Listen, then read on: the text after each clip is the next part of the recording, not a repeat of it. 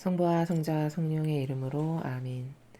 예수님과 어머니 하나 되신 성심 안에서 아버지 신성하신 피약과 뜻과 의지의 나라를 흠숭하고 찬미하며 우리에게 어김없이 찾아오신 아기 예수님의 탄생에 온 인류의 마음을 끌어안아 함께 기뻐하고 감사와 찬미와 영광과 흠숭을 드립니다. 사랑하는 아버지, 저희들에게 예수님을 보내주셔서 진심으로 감사드립니다. 또한 그 아버지의 뜻에 첫 번째 가는 지고하신 협력자로서 성모님께도 예수님께서 탄생하시기까지 겪으셨던 수많은 고통과 희생과 사랑에 감사와 찬미와 영광과 흠숭을 드립니다. 오늘 이 강의는 아버지께 속한 자녀들이 성탄의 의미를 올바르게 깨닫고 더 기뻐할 수 있고, 그리고 참된 의미 안에서 이 축제를 올바르게 지낼 수 있는 그런 강의를 하게 되었습니다. 저희 안에서 예수님과 어머니 친히 말씀하시옵소서. 인간의 뜻 그 어떤 것도 그 역겨운 모든 것을 저희는 늘 배제하기를 열렬히 갈망합니다. 아버지의 뜻이 자녀들에게 주시고자 하시는 아름다운 그 수많은 은총과 풍요의 바다를 여시어 이 강의를 듣는 아버지께 속한 진정한 백성들에게 원하시는 아버지의 사랑을 차고 넘치도록 전해 주시옵소서. 이 모든 기도 우리 주 예수 그리스도의 이름으로 기도드리나이다. 아멘. 성부와 성자와 성령의 이름으로 아멘. 안녕하십니까. 하나님의 뜻 성계 피아수녀입니다. 이제 성탄이 지나고 이제 첫 번째 날을 맞이하고 있습니다. 여러분 각자는 사랑하는 가족분들과 함께 이 성탄절을 아주 기쁘고 행복하게 잘 지내고 계시는지요.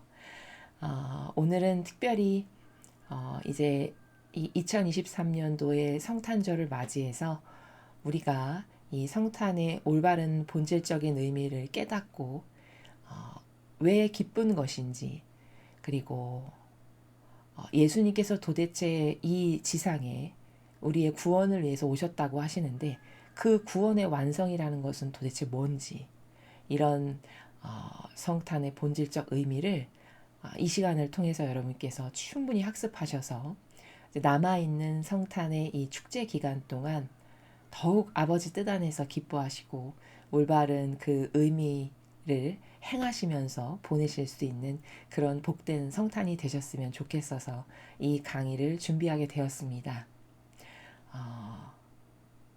그리고 또한 여러분에게 또 감사의 말씀을 드리고자 하는 게 더불어 있는데요. 요 며칠 새에 그 대수천에서 활동하시는 또 그 강의를 듣고 하나 되고 협력하시는 많은 분들께서 저희 피아TV에 방문을 하셔서 또 저희 강의를 들어주시고 또 열심히 막 댓글도 다시고 참여를 하시고 그렇게 하나 되시는 분들이 많이 계신 것을 저희가 보고 있습니다. 그래서 참으로 감사를 드립니다. 그리고 저희가 그 대수천의 그 대표님을 포함하여 함께 하시는 모든 분들에게 꼭 드리고 싶은 말씀은, 여러분은 정말 훌륭한 일을 하고 계시다는 겁니다. 이것은 인간적인 위로가 아니라 아버지 뜻 안에서 여러분들께서 이게 얼마나 그 악을 거슬러 싸우고 있는 이 지구상의 몇 안 되는 영혼에 여러분이 해당하신다는 것을 영예와 자부심으로 여기셨으면 정말 좋겠습니다. 이것은 진실입니다. 과거 예수님을 따랐던 12명의 제자를 포함하여 하느님을 진정으로 사랑했던 수많은 참된 아버지의 백성들은 하나같이 공통점이 다 뭐였냐? 악을 거슬러 싸우는데 주저하지 않았다는 겁니다.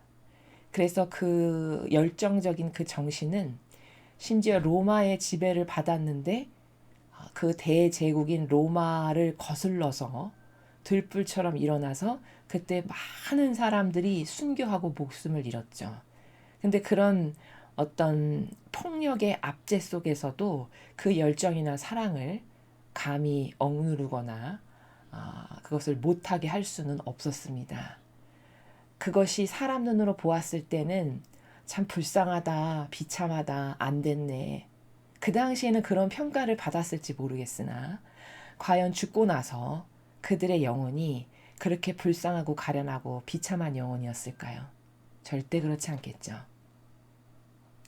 그래서 이렇게 혼탁한 망상과 오해와 부작용으로 가득한, 그리고 하나님을 대변하는 세력인 것처럼 모두를 속이고 있지만 사실은 아버지의 뜻을 가장 역겨운 악으로 가로막고 있는 저 거짓 교회를, 그 악을 거슬러 싸우고 계시는 여러분들은 정말 훌륭한 일을 하고 계시는 겁니다.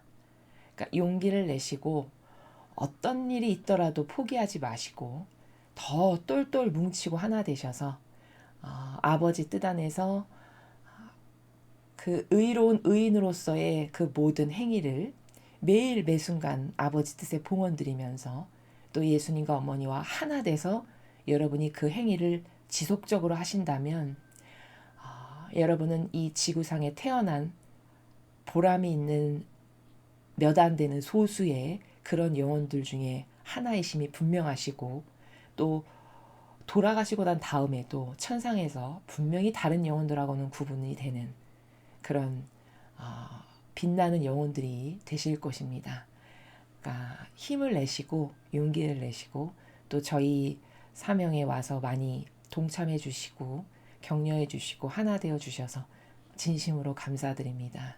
앞으로 저희가 전해드리는 진리의 이 무수히 많은 바다도 같은 이 아름다운 진실을 여러분들이 더 많이 학습하셔서 여러분의 것이 되셔서 더 풍요하고 더 용맹하고 더 정의로우며 그리고 예수님과 성모님을 많이 닮은 그런 여러분들이 되시기를 저희 사명이 매일 기도드리겠습니다. 자, 그럼 오늘 이제 성탄의 의미에 대한 저희가 준비한 내용을 여러분들에게 말씀드리도록 하겠습니다. 제목은 제가 성탄의 의미가 과연 무엇인가 이렇게 제목을 붙였고, 여기 소제목으로는 성탄을 매년 기념하는 본질적인 의미는 무엇인가, 자, 이렇게 제목을 붙여보았습니다. 먼저 제목이 함축하고 있는 그 의미를 제가 간단히 말씀드리면, 사실 가톨릭 신자여도 성탄절을 왜 기뻐하세요? 혹은 우리가 이제 인사를 할 때 성탄 시즌이 되면 아유 성탄을 축하드립니다. 아유 기쁜 성탄 되세요. 뭐 이렇게 인사를 하지 않습니까? 근데 성탄을 축하드립니다. 기쁜 성탄 되세요. 그냥 그 형식적인 인사는 하지만 그 성탄이 도대체 나에게 왜 기쁜지, 왜 축하할 일인지, 그런 것에 대해서 구체적이고 사실적으로 진리의 나라에서 내 영혼 안에 어떤 체계적인 신적인 진리의 그 지식으로 알고 있냐, 그렇지 못한 경우가 거의 답니다. 그냥 뭐 이때 되면 뭐 기쁘고 행복하지, 예쁜 트리도 보고 연말이니까 가족들하고 모여서 맛있는 것도 먹고 케이크도 자르고 선물도 주고받고, 그냥 이런 어떤 인간적인 의미로만 농후한 게 사실 성탄을 보내는 그런 대다수의 사람들이 가지고 있는 막연하고 피상적인 것이거든요. 근데 그렇게 해서는 왜 안 되냐? 천상의 책에 예수님께서 그런 말씀을 많이 하십니다. 알지 못하는 것은 내 은총이 되게 할 수 없다는 거예요. 고로 그 말씀은 무슨 뜻이냐? 성탄의 본질적인 신적인 의미를 내가 모르고서는 매년 성탄이 반복되지만 그 성탄에 특별히 아버지께서 주시고자 하시는 은총이 분명히 있거든요.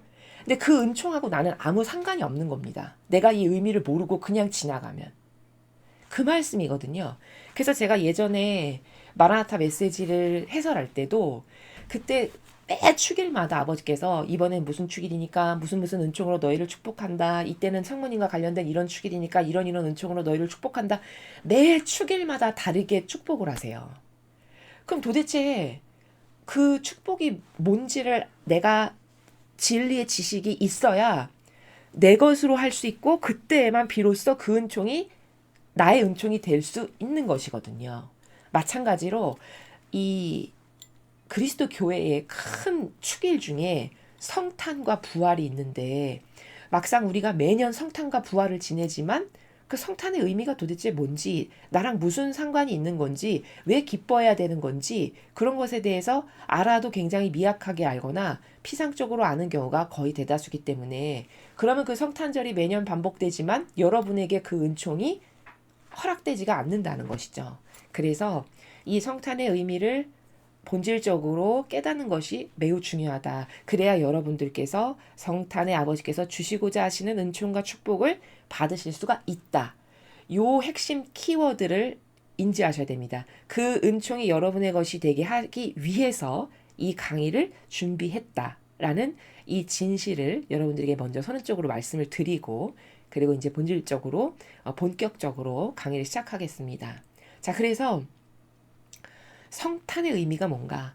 매년 똑같이 반복되는 이 성탄을 왜 우리가 기념해야 하는가? 라는 점이죠. 자, 그럼 이제 첫 번째, 성탄의 기원이 어디서 시작되는가부터 이제 말씀을 드리겠습니다. 우리가 보통 요 정도는 알죠. 신앙생활을 저 이교도 교회에서 했어도 예수님이 오신 게 왜 기쁘세요? 예수님의 생일이 나랑 무슨 상관인데 왜 기뻐하고 축하해야 합니까? 만약에 누가 이렇게 나에게 물어본다. 비신자가.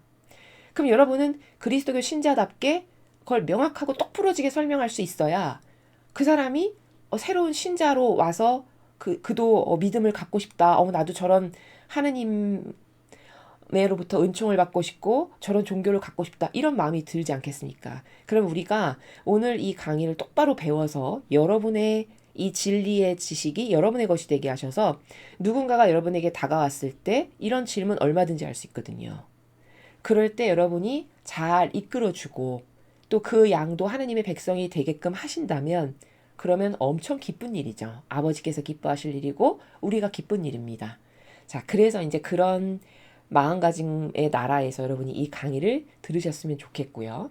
자, 그러면 성탄이 뭘까요? 왜 예수님의 탄생이 왜 기쁠까요? 우리랑 어떤 연관이 있습니까? 이렇게 이야기하면 대다수는 여기까지는 알아요. 예수님이 우리를 구원하시려고 이 세상에 오셨으니까 기쁜 거지. 이 정도는 압니다. 그렇죠? 그럼 이게 틀린 말이냐? 틀린 말은 아닌데 100점짜리가 아니에요. 답이라는 거는 빵점에서부터 1점, 2점, 3점, 100점, 1000점, 만점짜리 답도 있는 거거든요. 그러면 우리를 구원하시기 위해서 오셨지. 그러니까 감사해야 될 일이지, 기뻐해야 될 일이지. 그거는 100점짜리가 아니라는 거예요. 그럼 오늘 100점짜리 답이 뭔지를 이제 학습을 하겠습니다. 자, 그러면 구원하러 오셨다는 건 우리가 죄인이기 때문에 구원이 필요한 거죠. 죄인이 아니면 구원이 필요치 않죠. 그렇죠? 그럼 우리가 죄를 진 죄인이라는 거예요. 전제 조건이. 근데 그렇다면은 죄인이야 내가. 그럼 죄가 뭔지를 먼저 알아야 되는 것이죠. 근데 죄가 뭔가요? 이렇게 물어보면 여러분은 뭐라고 대답하시겠습니까? 죄? 글쎄 내가 부모님 속상하게 하고 학생이라면 뭐 선생님 말 안 듣고 숙제 안 해가고 이런 게 죄 아닌가? 이렇게 생각하는 게 거의 다죠. 거의 대동소이한 그런 나라죠. 그렇죠? 근데 그거 역시도 100점짜리 답이 아닙니다. 그 죄는 지금 제가 말씀드리는 근원적인 것에 비하면 굉장히 미미한 것들이에요. 근원적인 죄라고 하는 것의 뿌리, 그 뿌리를 알아야 되겠죠. 그래야 뿌리를 걷어낼 수 있으니까요. 그럼 그 죄라고 하는 것의 근원이 되는 뿌리가 뭐냐? 바로 죄라는 건 하느님 아버지께서 우리를 사랑으로 만드셨습니다. 근데 그 아버지의 사랑을 자식인 우리가 다 죽여버린 거예요. 그래서 아버지께서 사랑으로 나에게 주시는 수많은 생명을 다 죽게 한 게 바로 그게 죄라고 하는 근원입니다. 자, 조금 어려우실 것 같아서 제가 부연 설명을 하면요. 수많은 생명을 죽게 한 것, 이게 키포인트인데 도대체 수많은 생명을 죽게 한 게 뭐냐면 이런 겁니다. 예를 들어 내가 부모고 나에게 자식이 한 서너 명이 있는데 내가 부모면 내 자식에게 주고 싶은 사랑이 있을까요? 없을까요? 당연히 있죠. 그렇죠? 당연히 있습니다. 자, 그런데 내가 자식에게 주고 싶은 다양한 종류의 많은 사랑이 있는데 그 자식이 나에게 가까이 다가오지도 않고 심지어 나를 거부하고 나하고 남남으로 살아가. 그러면 내가 그 자식에게 사랑을 줄 수 있나요? 없나요? 없죠. 그럼 이거는 뭐냐? 결국은 내가 사랑하는 나의 자녀들에게 이런 사랑, 이런 사랑, 이런 사랑, 이런 많은 다양한 종류의 사랑을 주고 싶었는데 그 자식이 나를 거부하고 무시하고 심지어 없는 존재로 생각해서 가까이 다가오지조차 않음으로써 내가 주고자 하는 수많은 사랑의 생명을 다 그가 죽인 거죠. 이게 우리의 죄입니다. 맞습니까? 엄청난 죄죠. 바로 그게 죄의 근원이 되는 뿌리예요. 그래서 여기 제가 죄란 무엇인가를 먼저 알아야 되는데, 왜냐면 우리를 구원하시기 위해서 오신 예수님의 그 성탄의 의미를 알기 위해서 먼저 죄를 알아야 되는데, 죄가 하느님 아버지께서 우리에게 주시고자 하시는 사랑이 있었는데 그거를 우리 인류가 다 죽여버린 거예요. 그래서 수많은 생명을 죽게 한 그것이 엄청난 죄다. 이게 죄라고 하는 것의 근원이다. 라는 겁니다. 그리고 그 죄는 인류에서 최초로 누가 지었냐? 아담과 하와가 지었죠. 그 죄를. 그래서 우리는 그것을 원죄라고 부릅니다. 이해되시죠? 하와가 아버지께서 아름다운 수많은 것을 창조하시고 제일 마지막에 인간을 만드셨어요. 우리가 창세기를 배울 때 가장 소중하게 여기는, 가장 아끼는 것은, 가장 사랑하는 존재는 가장 마지막에 만듭니다. 그래서 우리도 왜 신생아가 탄생하게 되면은 아기가 탄생하기 이전에 아기가 태어나면 바로 잘 수 있는 침대, 뭐 기저귀, 아기 먹을 거, 장난감, 온갖 거 다 준비해 놓죠. 그리고 아기는 제일 마지막에 태어납니다.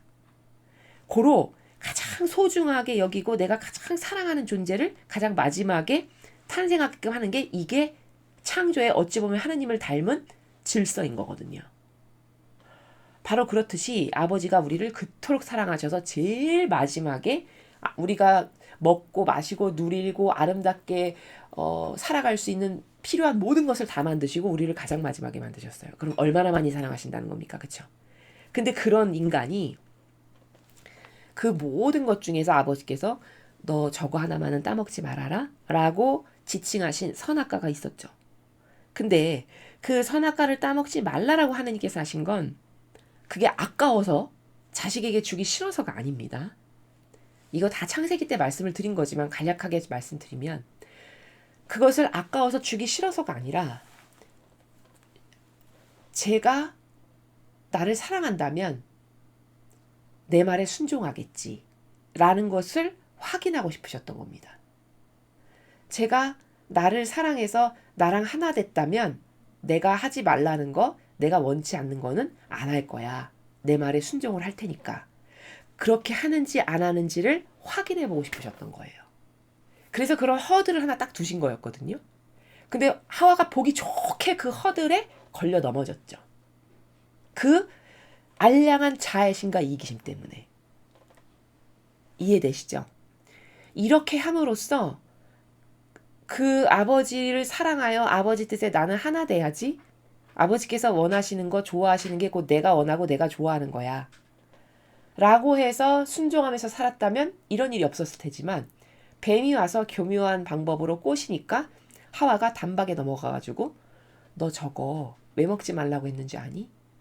네가 만약에 저걸 먹잖아. 그럼 너도 하나님처럼 똑똑해지고 하나님처럼 뭐든지 다 보게 되고 모든 걸 다 통달할 수 있는 그런 게 너도 열리니까 먹지 못하게 하신 거야. 이 말을 듣고 그 열매를 바라보는데 과연 탐스럽게 생긴 거예요. 과연 그 뱀말이 진짜 맞는 것 같이 보이는 거죠. 이미 악이 들어왔으니까. 그쵸?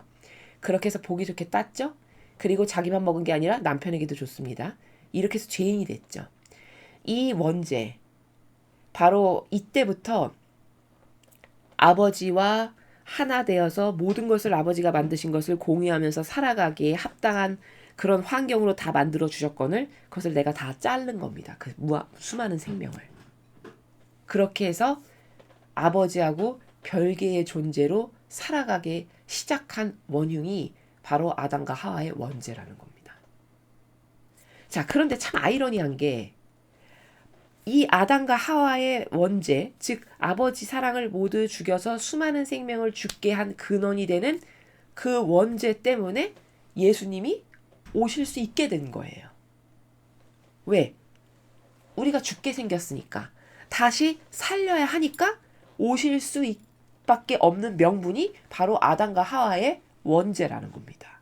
그러니까 참으로 아이러니한 게 저 아담과 하와의 원죄 때문에 패망했는데 사실은 그것 때문에 예수님이 이 세상에 오시게끔 된 요런 상반된 것 같아 보이는 두 개의 의미를 다 가지고 있는 게 이 인간이 지은 죄라는 것이다 라는 겁니다. 자, 그래서 아담과 하와의 원죄가 예수님께서 인류에게 오시게 된 기원이 된 그런 어떤 사건이다. 이렇게 이해할 수 있다는 것이죠. 자, 그렇다면 이제 죄가 뭔지 봤고요. 그러면 그 죄 때문에 우리에게 예수님이 오셨고 그래서 우리를 구원해 주시기 위해서 자원하여 희생으로 오셨는데 그러면 그 구원의 완성이라는 게 있을 거 아니겠습니까? 그렇죠? 그 구원의 완성은 도대체 뭔가? 예수님이 오셨으니까 구원이 완성된 건가? 그렇진 않아요. 자, 먼저 우리가 이 가톨릭 신자라면은 세례를 받죠. 그렇죠? 우리가 가지고 있는 다양한 여러 가지 어떤 잘못된 개념이나 오해들이 있는데 그 중에 하나가 뭐냐면 이런 개념이 있습니다. 세례 받았어. 그럼 나는 구원돼. 물론 세례 받았으면 구원되는데 유리한 건 사실이에요. 근데 세례 받았다고 해서 구원의 은총이 완성되는 거냐? 그건 절대 아니라는 겁니다. 요거에 오해가 없어야 됩니다. 신자분들께서는. 제가 첫 번째 줄에 써놓은 게 바로 그겁니다. 세례 받는다고 하여 구원의 은총이 완전되는 거는 절대 아니에요. 자, 왜냐? 이런 겁니다. 그럼 세례 왜 받아? 내가 구원되는데 상관도 없다면? 상관도 없다라고 말한 적은 없습니다. 무관하지 않아요. 그러나 그게 100% 세례만 받으면 끝! 이건 아니라는 거죠. 자, 왜 그런 거냐? 예를 들어서 제가 지금 세례를 받았어요. 예를 들어서. 그러면 제가 태어나서부터 세례받은 오늘까지 지은 죄, 그것은 내가 오늘 세례를 받았으니까 용서받는 겁니다. 이해되시죠? 자, 그런데 내가 오늘부터 죽는 그날까지도 맨날 죄를 짓고 살잖아요. 그렇죠? 그럼 이것도 싹 없어지는 거냐? 그건 아니라는 겁니다. 내가 오늘부터 매일 짓는 죄가 쌓이고 있죠. 그렇죠? 이것까지 다 완전히 다 싹 다 탕감받는다는 거냐? 그게 아니라는 겁니다. 다시 말해서 세례를 받는다는 거는 내가 지금 오늘 세례를 받았어. 그럼 오늘부터 오늘 이전까지 지었던 모든 죄는 제가 세례받기 이전에 모르고 이러하여 이렇게 지은 죄입니다. 이거 회개하고 뉘우칩니다. 주님의 자녀로 받아주십시오. 이렇게 하는 거잖아요. 고백을. 그러면 아버지께서 그걸 들으시고 그래. 너가 오늘부터 이 세례받기 이전까지 지은 죄는 네가 그렇게 진실로 고백했으니까 용서한다. 라고 되는 거예요. 그러나 오늘부터 죽는 날까지 내가 맨날 짓는 죄, 그것까지도 미래 지을 죄 내가 무슨 죄 짓는지도 모르지 않습니까? 근데 그것도 싹 다 탕감되는 거냐? 그건 아니라는 거죠. 이해되셨죠? 그렇기 때문에 세례 받는다고 해서 구원의 은총이 완성되는 건 아니라는 겁니다. 그러나 세례 받는다는 거는 그럼 구원하고 완전 무관한 거냐? 그것도 아닌 거죠. 이렇게 이해하시는 게 올바르다는 겁니다.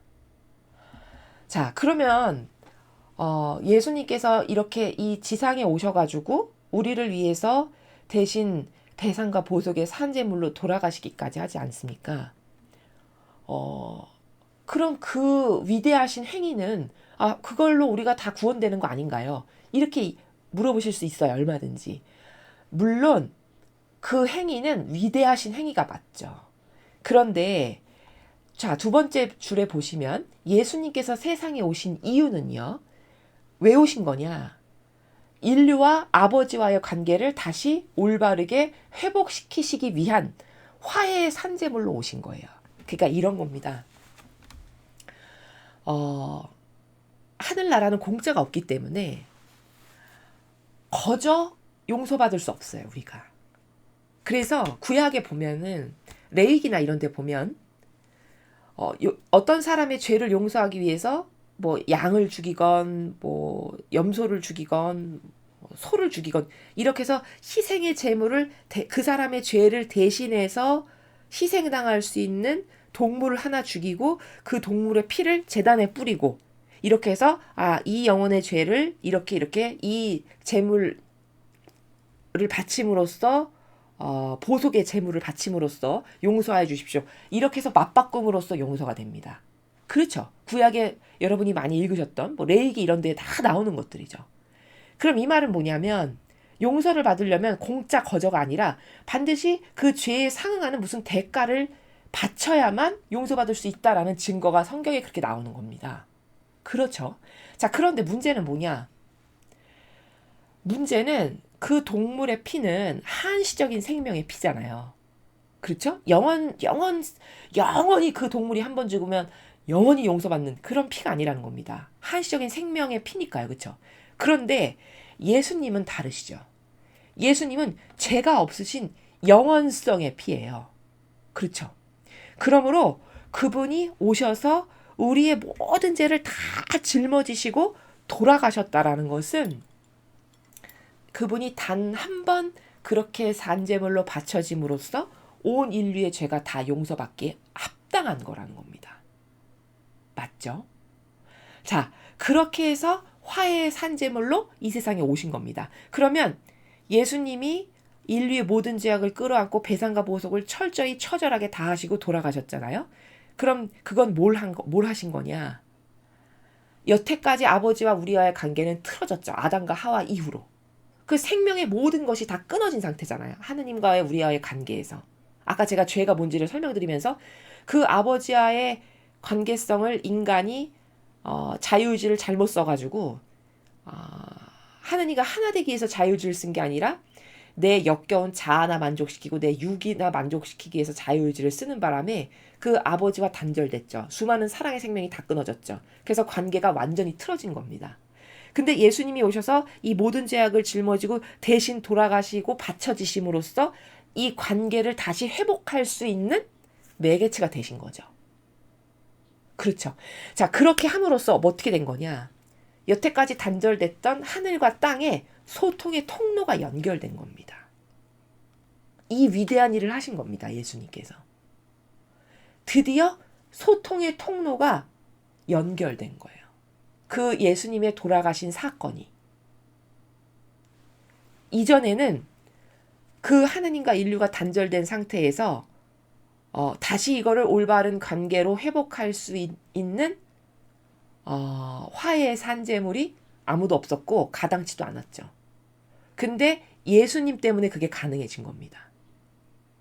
바로 요거를 하신 거예요. 오셔서 이 세상에 오셔서 수많은 희생과 배상과 보속의 산제물이 되셨다는 건 이렇게 개통한 거다. 하늘과 땅에 막혔던 통로를 다 엉키고 뒤틀려서 단절됐던 것을 다시 개통해서 연결하시는 그 역할을 하신 거다라는 겁니다. 그런 것이지 예수님이 오셔서 돌아가셨으니까 우리는 구원되는 거 아니야? 믿습니다. 아멘. 이러면 구원된 거잖아. 그거는 잘못된 겁니다. 자, 요 역할을 하신 거예요. 그러므로 그 소통의 통로를 여신 거고 그러므로 구원의 완성이라는 거는 이제 뭐가 남은 거냐? 우리가 어떤 영적인 올바른 노력을 해야 되는 거냐? 바로 이제는 지금 시대는 어떻게 해서 이 구원이 완성되는 것을 할 수 있는 시대냐면 하느님 아버지의 뜻이 있고 우리 인간의 뜻이 있죠. 저희 강의를 많이 들으셨으면 다 이해가 되실 텐데 그 인간의 뜻 때문에 하와가 이렇게 죄인이 돼가지고 오늘날 우리가 이렇게 고통 가운데 고생하면서 살고 있지 않습니까? 그럼 그 역겨운 인간의 뜻, 내 자아에서 발로된 내 의지, 기호, 정서, 경향, 내가 주장하고 싶은 거, 기타 등등. 이건 완전히 죄악의 원흉이고 나를 지옥으로 끌고 가는 구렁텅이구나. 이걸 깨달아서 그걸 과감히 버리고 다시 그 아버지 뜻이 제 뜻입니다. 예전에 아담과 하와가 죄짓기 이전에 아버지 뜻을 자신의 뜻으로 받아들여서 그 아버지 뜻에 순종하고 살았던 바로 그 질서를 회복하겠습니다. 저는 다시 그 질서로 돌아가겠습니다.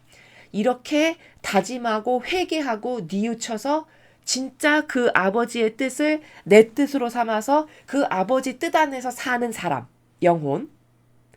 그렇게 함으로써 그 아버지 뜻을 내 뜻으로 받아들여서 나 혼자 여태까지 살았는데 이제부터는 혼자 사는 게 아니라 예수님과 성모님을 마음에 모시고 그 두 분과 함께 무엇을 하건 함께 행하는 것. 그래서 그 두 분의 모범, 두 분의 가르침, 그 두 분의 정신, 그것이 내 것이 되게 해서 무엇을 하건 그 두 분과 함께 행위를 해서 그 행위를 매 순간 아버지께 바쳐드리는 요 삶을 사는 영혼들, 그들이 구원을 완성할 수 있는 영혼들입니다. 이해가 되십니까?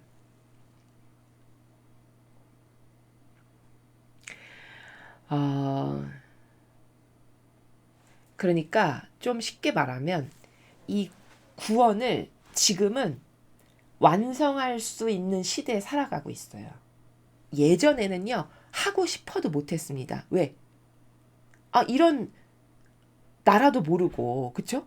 하느님의 뜻이 뭔지도 모르고, 예수님이 오셔서 산재물로 대신 바쳐지신 이런 행위도 없었고, 그러니까 이런 것을 하고 싶어도 알지도 못하고 깨닫지도 못하고 그런 엄청난 은총이 있지도 않았던 시대였지만 지금은 우리는 달라요. 지금은 여러분이 어떻게 마음을 먹고 어떤 영적인 올바른 도전을 하느냐에 따라서 여러분은 구원의 완성을 이룰 수 있는 시대에 살아가고 계시다는 겁니다. 이게 엄청난 축복의 시대라는 것은 바로 이걸 두고 하는 말이에요. 사람들이 이런 말 많이 하죠. 이 마지막 시대는 엄청 은총의 시대야. 엄청 축복의 시대야. 악도 세게 날뛰지만 은총도 악이 날뛰는 것만큼 똑같이 있는 시대입니다. 지금은. 그렇기 때문에 내가 뭘 잡느냐에 따라서 내가 악을 잡을 건가 이 선을 잡을 건가에 따라서 어떤 사람은 엄청나게 축복과 은총을 많이 받을 거고 어떤 사람은 지옥 중에서도 가장 비참하고 처절한 지옥으로 떨어지기에 딱 좋은 극과 극을 달리는 시대가 지금 시대입니다. 이해되시죠? 그래서 이 구원이라는 것도 단계가 있었다는 거죠. 처음에는 그냥 세례만 받았던, 그래서 할례 받는다라고 구약에 나오죠. 이 할례만 받았던 시대가 있었는데 그것이 예수님이 오셔서 아버지 뜻이 뭐고 어떻게 살아가는 게 올바른 거고 모범이고 이런 걸 다 모범으로 보여주셨잖아요. 그렇죠? 자, 그런 시대를 거쳐서 이제 우리는 뭐냐? 그 예수님의 모범이 있기 때문에 그 모범을 보고 행할 수가 있는 시대입니다. 지금은. 그래서 예수님은 이때 이렇게 하셨어. 성모님은 이때 이렇게 하셨어. 이것을 성경을 통해서 또 우리가 매일 배우는 이런 진리의 나라를 통해서 지금은 모른다라고 발뺌도 할 수 없는 시대입니다. 왜? 다 오픈되었죠.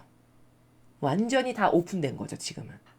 그래서 어떤 메시지에 보면 성모님이 그런 말씀하셨어요. 지금은 저는 몰랐습니다. 이게 악인지 몰랐어요. 이게 잘못된 건지 몰랐습니다. 이런 변명이 안 통한대요. 성모님이 말씀하신 겁니다. 왜? 이렇게 매스미디어가 발달해, 이렇게 IT가 발달해, 클릭만 한 번 하면 모든 정보를 다 알 수 있습니다. 방 안에 앉아서. 그렇죠? 너의 노력과 너의 열정과 너의 의지가 부족해서지 뭘 몰라서 이렇게 하면 구원되는 줄을 몰랐습니다. 그건 변명이고 핑계다라는 겁니다. 맞죠, 근데? 지금은 그토록 놀랍게 발전된 시대라는 거죠. 그래서 지금은 구원의 완성을 우리가 구현할 수 있는 시대다. 그리고 구원의 완성이라는 것은 예수님이 오셔서 대신 돌아가신 거는 하늘과 땅에 막혔던 통로를 다시 개통하신 그 위대한 일을 하신 거고 이제 그 개통된 통로를 통해서 나의 행위를 바쳐드릴 수 있고 그쵸? 내 뜻을 봉헌드릴 수 있고 또 예수님과 어머니와 함께 뭐든지 행함으로써 아름다운 신적인 수많은 행위를 아버지께 봉헌 드릴 수 있는 이런 위대한 시대가 지금의 시대라는 거죠. 그리고 그렇게 해서 하나님 아버지랑 완전히 하나 돼서 아버지 뜻이 제 뜻입니다 해서 그 아버지 뜻으로 살면서 또 예수님과 어머니와 함께 모든 행위를 하면 그것은 다 신적인 행위가 되겠죠. 그렇죠? 그래서 그런 신적인 행위를 매 순간 하느님 아버지께 봉헌 드리는 이런 구체적이고 사실적인 삶을 사는 영혼, 그 영혼이 구원의 완성을 이룰 수 있는 그런 삶을 살아가는 영혼들이다 라는 거고, 구원의 완성이라는 건 바로 이게 완성이다, 이게 완성의 단계다 라는 것을 여러분에게 말씀을 드리는 겁니다. 그래서 지금 시대는 이런 기도를 매일 여러분이 바치시면 좋습니다. 어떤 기도냐면, 아버지, 제가 몰랐는데 왜 아담과 하와가 어떻게 죄인이 된 거고 인간의 뜻이 왜 역겹고 왜 저급하고 저열한 건지를 제가 오늘 알았습니다. 저는 이제 그러한 제 뜻을 아버지께 다 바쳐드립니다. 이 제 뜻 다 가져가세요. 이 제 뜻을 다 받아주시고 아버지 뜻을 저에게 주십시오. 이 기도를 매일 매 순간 하시면 정말 그렇게 됩니다. 여러분이 진정으로 갈망하고 원하신다면. 그 다음 또 이런 기도를 얼마든지 바쳐드릴 수 있는 시대죠.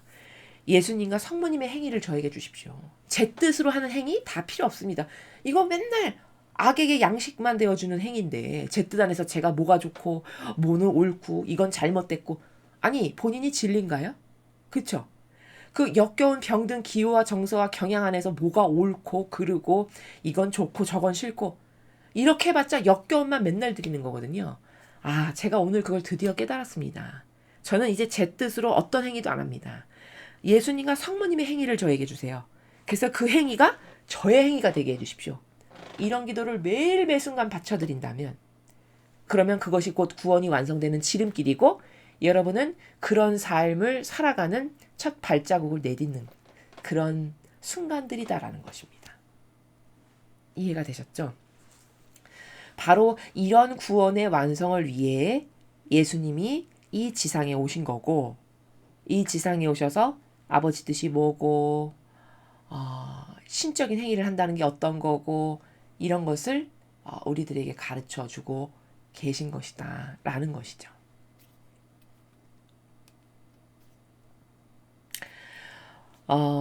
근데 이제 이런 말씀을 드리면 가끔 이런 질문 하세요. 그렇게 아버지 뜻 안에서 산다는 거는 구속받는 거 아닌가? 너무 답답하고 막 숨 막히고 뭔가 억제받는 것 같고 억압받는 것 같은 그런 어떤 시체같이 사는 삶? 그런 거 아닐까? 이런 의구심 가지실 수 있거든요. 엄청난 오해입니다. 자, 왜냐? 아버지 뜻 안에서 산다는 거는 그렇게 구속과 억압과 속박과 뭐 억제이고 이런 게 절대 아니고요.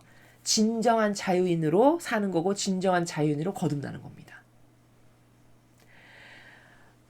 인간의 자유의지는 아버지께서 창조하셨을 때 가장 감탄하고 탐복하신 게 뭐냐면 인간의 자유의지거든요. 가장 아름답다라고 생각하시고 매료되신 게 인간에게 주신 자유의지예요. 왜냐하면 이 지상의 수많은 우리 인간을 제외한 이 아버지께서 만드신 피조물, 그 피조물에게는 인간과 같은 자유의지가 있나요? 없습니다.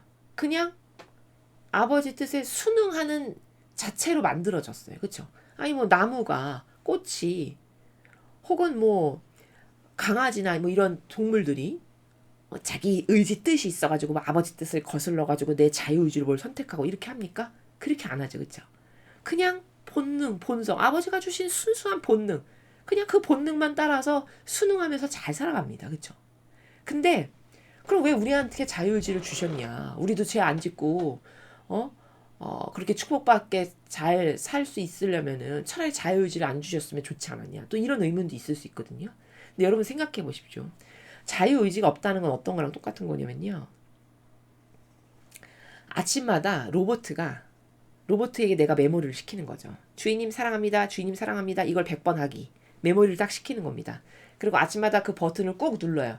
그럼 내가 자고 일어나서 눈을 딱 뜨면 로봇가 나한테 와가지고 주인님 사랑합니다. 주인님 사랑합니다. 이렇게 100번을 한다라고 생각해보죠. 그럼 여러분은 주인님 사랑합니다를 100번 들으면 기쁘신가요? 아마 기쁠 사람 지구상에 아무도 없을 겁니다. 그건 왜죠? 본인의 자발적 자유의지가 원해서 한 게 아니기 때문인 겁니다. 프로그래밍 된 대로 하는 거기 때문에 그런 거죠. 그러면 진정한 사랑의 참된 기쁨과 의미는 어디에 있냐? 자발적 자유의지가 원해서 뭔가를 행하는 것. 거기에 가장 매력과 아름다움이 있는 거죠. 아버지는 이걸 아시는 겁니다.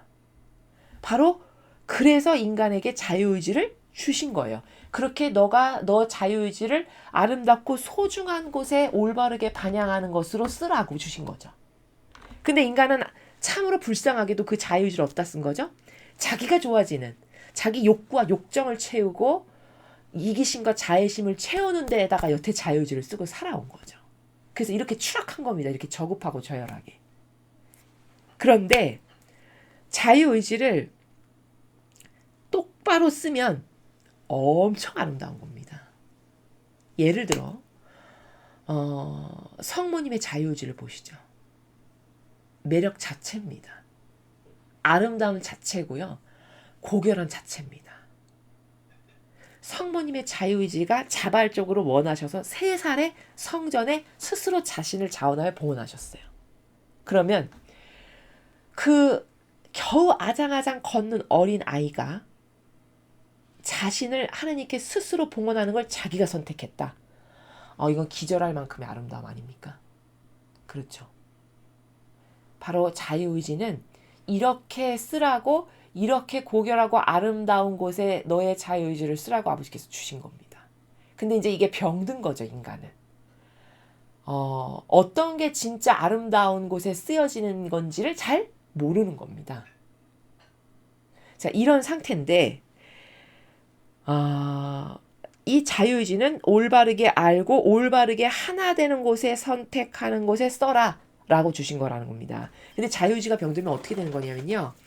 제가 이건 어떤 어른께 실제로 들은 이야기인데 그분이 경험하신 거를 이제 그분께서 과거 우리나라가 굉장히 경제적으로 어려울 때 박정희 대통령님께서 다 이렇게 그 대통령직을 수행하실 때 그때 이제 막 중동에 가서 우리나라 건설 기술자들이 엄청 많이 가서 고생하시면서 일하셨거든요.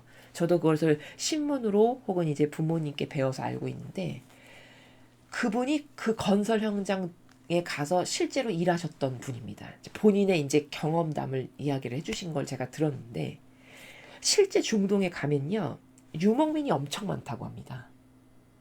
유목민이 뭔지 여러분 아시죠? 유목민은 맨날 텐트 여기서 쳐서 여기서 좀 며칠 살다가 또 텐트 걷고 또 막 양떼 몰고 그냥 떠돌이로 막 돌아다니다가 또 저기 어디 동네에 가서 또 텐트 치고 살고 이게 유목민의 삶이죠. 떠돌이 삶.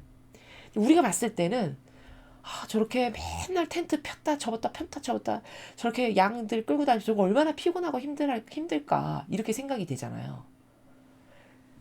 근데 중동의 유목민이 그렇게 많은데 정부에서 이제 기름이 많이 나고 돈이 많으니까 아파트를 주고 심지어 먹을 중동식 그런 어떤 양식, 빵 같은 거 그런 것도 거저준다라고 홍보를 한다고 합니다. 나라에서. 아파트도 내가 너희들에게 주고 빵도 거저줄 테니 이런 아파트에 가서 사시오. 이렇게 정부에서 제안을 한대요. 그러니까 여러분 유목민이 그 아파트에 들어가서 살까요? 안 살까요? 안 산답니다. 놀랍지 않습니까? 아니 먹을 것도 거저주고 파격적인 조건으로 그렇게 아파트를 다 준대는데도 아파트에 들어가서 안 산대요. 우리가 봤을 땐 이해가 안 가죠. 그렇죠? 그리고 계속 유목민 떠돌이 생활을 하는 것을 더 편하게 생각한답니다. 그럼 이거는 뭘까요? 기호 정서 경향이 그렇게 무서운 겁니다. 이미 기호 정서 경향이 그렇게 떠돌이로 그렇게 피곤해 보이는 유목민 생활이 자기 기호 정서 경향에는 더 편안한 거죠. 인간은 이런 오해가 엄청 많다는 겁니다. 이건 뭘까요? 그 유목 생활을 더 편하게 생각하는 프레임에 갇힌 거죠. 절대 편한 게 아닌데. 자, 이렇게 인간의 뜻, 자유의지라는 거는 그게 변질돼가지고 잘못 쓰죠. 그럼 이런 프레임에 갇힐까요? 안 갇힐까요? 갇힌다는 겁니다. 근데 똑같은 자유의지인데 성모님처럼 쓰실 수도 있잖아요. 예수님처럼 쓰실 수도 있고, 그렇죠? 얼마나 고결하고 아름다운가요? 근데 똑같은 인간인데 완전 다르죠.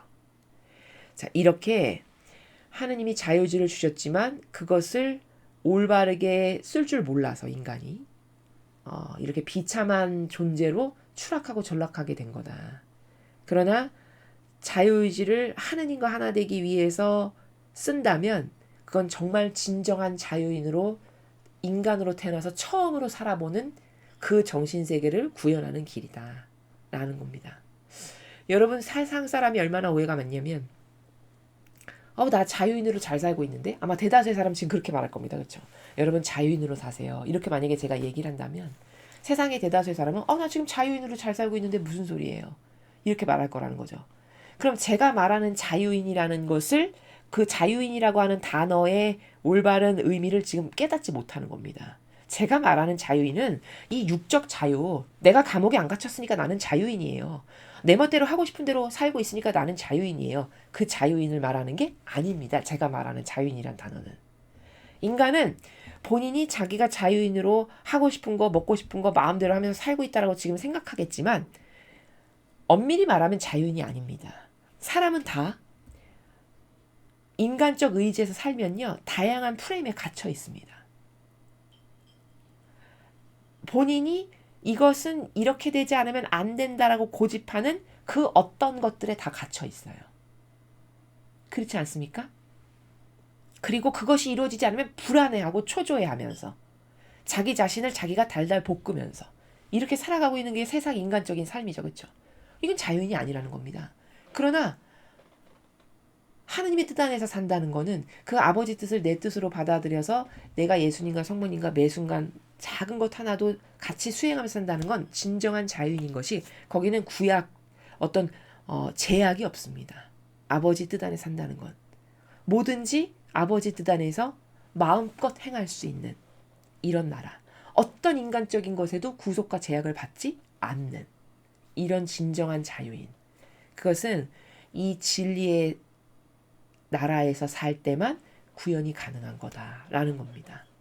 그래서 예수님이 이 세상에 오신 건 우리를 구원하시기 위해서 오신 것은 맞는데 그 구원이 완성의 단계가 있다라는 것이고, 지금 시대는 그 구원을 완성할 수 있는 참으로 복된 시대에 살고 있다 우리는. 그럼 도대체 어떻게 하는 게 구원의 완성이냐? 예수님이 오셔서 마련하신 건 구원의 시작이요 통로를 개통하신 거고, 우리는 이제 그 예수님이나 성모님이 보여주신 모범을 다 아니까 그 두 분의 모범이 나의 모범이 되게 해서 그 두 분과 함께 매 순간 아버지 뜻 안에서 아버지 뜻을 내 뜻으로 받아들여서 아버지와 예수님과 어머니와 뭐든지 행하는 것, 이게 바로 구원의 완성의 나라를 구현하는 거다라는 점, 그게 지금 시대의 엄청난 비전이다라는 것입니다. 자, 그럼 마지막으로 이제 여러분에게 결론을 지어서 말씀을 드린다면, 세 번째 여러분에게 말씀드리고 싶은 건, 그럼 매년 똑같은 성탄을 도대체 반복하는 의미가 뭡니까? 이런 거 궁금하실 수 있거든요. 작년에도 있었고 재작년에도 있었고 올해도 있었고 내년에도 있을 거잖아요. 성탄? 맨날 똑같은 성탄을 반복해서 기념하는 이유는 뭘까요? 자, 그거는 이런 겁니다. 우리가 이 이교도 교회는 미사라고 하는데, 미사라는 단어는 성경에 없습니다, 여러분. 성경에 미사라는 단어는 등장하지 않아요.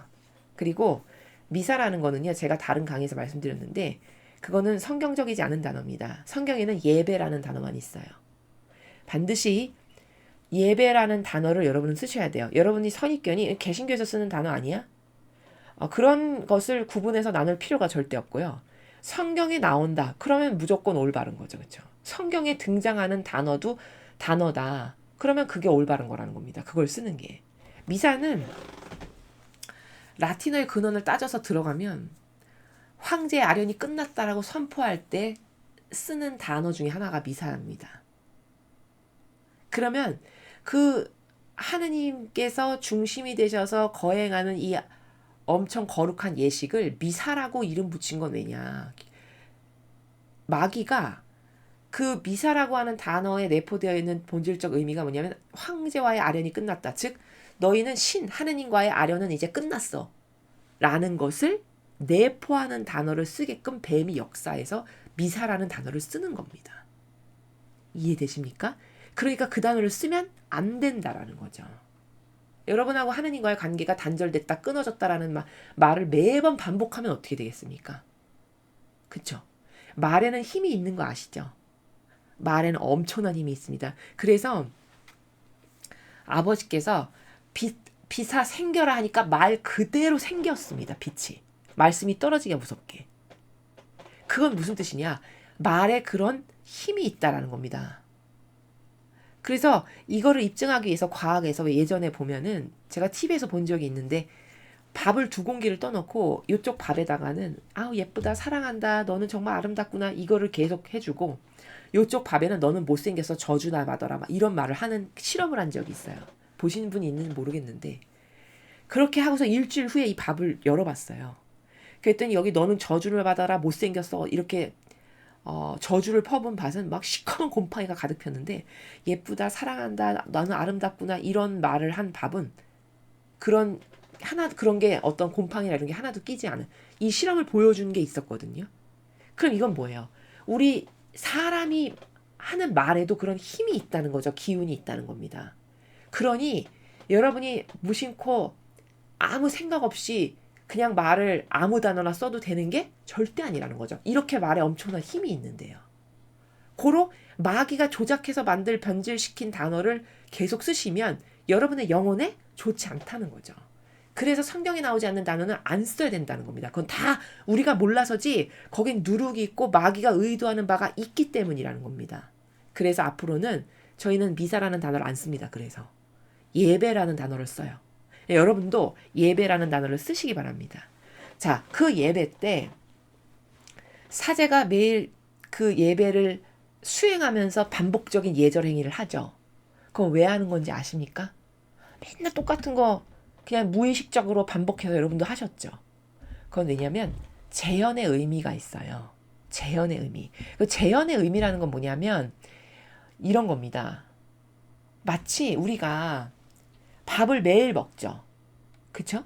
매일 반복해서 먹어야만 우리의 육이 성장하고 자라고 에너지를 얻죠. 그 힘으로 활동을 할 수 있지 않습니까? 그럼 그 매일 반복적으로 먹는 밥이 무가치한 건가요? 절대 그렇지 않죠. 매일 반복해서 밥 먹지 않으면 죽습니다, 인간은. 이렇게 중요한 게 재현의 의미라는 겁니다. 고로 매일 예배 때 사제가 수행하는 이런 반복적인 예절 행위가 재현의 의미가 있는데 그 재현이 왜 중요한 거냐면 이렇게 신적인 의미를 계속 반복적으로 수행하면 수행할 때마다 그게 이렇게 쌓이겠죠. 누적되고 그렇죠. 그러면 그것이 계속 쌓여나가다 보면 아버지 뜻이 이루어지는 것과 같은 원리 때문에 이 재현미사를 우리가 매일 똑같은 거지만 반복해서 수행하는 거고 그 반복이 이렇게 중요한 의미를 갖는 거다. 그래서 작년에도 성탄이 있었지만 올해도 또 성탄이 있는 건 작년에 성탄을 통해서 아버지 뜻이 이루시고자 하시는 바가 어느 정도까지 이루어졌는지 우리는 알 길이 없지만 그것이 이루어졌고 올해 또 성탄까지 우리가 어떤 준비를 했고 행위를 했고 희생을 드렸고 배상과 보속을 했고 그럼 이런 게 쌓였잖아요. 그럼 또 그게 걸맞는 은총과 아버지 뜻이 오셔서 또 이번 성탄에도 이루시는 게 있으나 단지 인간의 눈에만 안 보이는 거다라는 겁니다. 그러니 이 반복도 어떤 마음으로 해야 될까요? 맨날 귀찮고 틀에 박힌 거 똑같은 거 또 하네. 이런 마음으로 하면 안 되겠죠. 오늘 말씀을 드렸으니까 여러분은 이제 매일 똑같은 행위를 해도 이 똑같은 반복의 재현 행위를 통해서 아버지 뜻이 이루어지는구나라는 개념이 생기셔야 된다는 겁니다. 왜 우리 이런 거 있죠. 예를 들어 내가 올림픽을 준비한 운동선수다. 그럼 올림픽이 4년마다 열리잖아요. 그럼 내가 4년 동안 매일 똑같은 훈련을 계속 반복하죠. 그쵸? 사람 눈으로 봤을 때는 참 지루하겠다, 지겹겠다, 맨날 똑같은 걸 계속하네. 피상적인 사람 눈엔 그렇게 보이겠지만 그 선수의 내면은 그리고 피지컬적인 측면에서는 매일 함으로써 연마가 되고 단련이 되고 스킬이 늘어나고 이런 과정이 지금 그 육 안에 쌓여가고 있는 거죠. 마치 이런 거랑 똑같은 거라는 거죠. 그러므로 이렇게 똑같은 부활을 반복하고 똑같은 성탄을 반복하고 똑같은 기념일을 하는 거는 따분하고 지루하고 어제나 그제나 오늘이나 매일 똑같네 이런 나라에서 하면 절대 안 된다는 겁니다. 그 의미가 뭔지 모르니까 여러분이 그렇게 생각을 하시는 거고, 제가 지금 비유를 들어서 운동선수의 예 혹은 우리가 밥을 먹어야만 성장할 수 있는 이 예를 들어서 여러분이 이제 아실 수 있죠. 아, 재현의 의미가, 신적인 재현의 의미가 이렇게 중요한 거구나. 올해는 아버지의 뜻이 오셔서 어떤 거를 이루실까? 올해는 이 성탄 때 아버지의 뜻이 우리 가운데 오셔서 어떤 은총을 주실까? 어떤 것을 베풀어 주실까? 이런 기대감. 그리고 그 아버지의 뜻이 더 많이 이루어졌으면 좋겠어서 내가 이 성탄 이전에 대림식이나 그 기타 등등의 시기를 많은 희생을 드렸고 배상과 보석을 했다면 그 영혼에게는 더 많은 아버지의 뜻이 이루어질 것이고 그 영혼은 설레이는 마음으로 기쁨으로 가득하겠죠. 이해되시죠?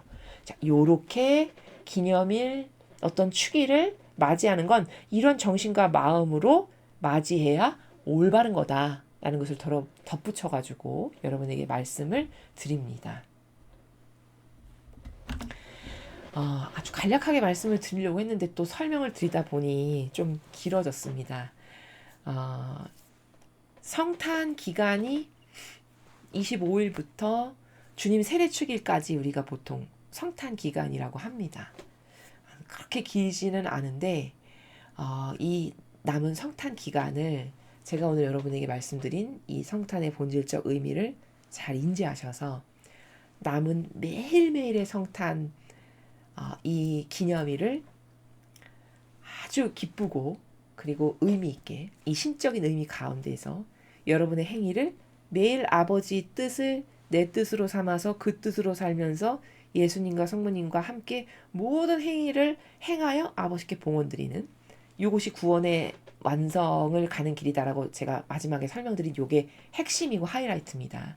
이걸 잊지 마시고 그 성탄의 의미를 매일매일 여러분의 삶 속에서 실천하시는, 그래서 참된 축일을, 참된 기념일을 아버지 뜻 안에서 기쁘게 보내시는 그런 여러분 되셨으면 좋겠습니다.